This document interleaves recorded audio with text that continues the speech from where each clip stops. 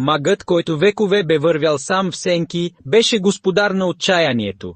Той знаеше как да пречупва и най-светлите души. На всички предлагаше това, което жадуваха най-много – пари, власт, любов.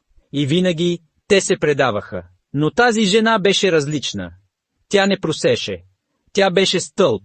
Дори без нищо, дори когато светът ти се срутваше около нея, тя намираше сили да дарява усмивка и надежда.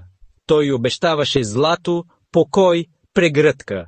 Но тя не играеше по неговите правила.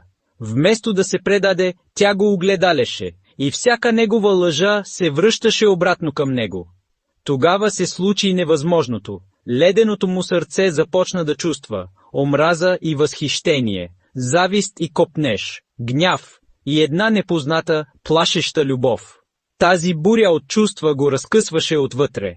Маската на приятел, която носеше, започна да се пука. Всеки ден я спъваше, а тя отново се изправяше. Всеки ден я нараняваше, а тя отвръщаше с светлина. И той, за първи път от векове, не знаеше какво да прави. Да я сломи, или да се предаде на чувството, което не разбираше. А тя, въпреки всичко, въпреки предателствата и болката, тя виждаше отвъд чудовището.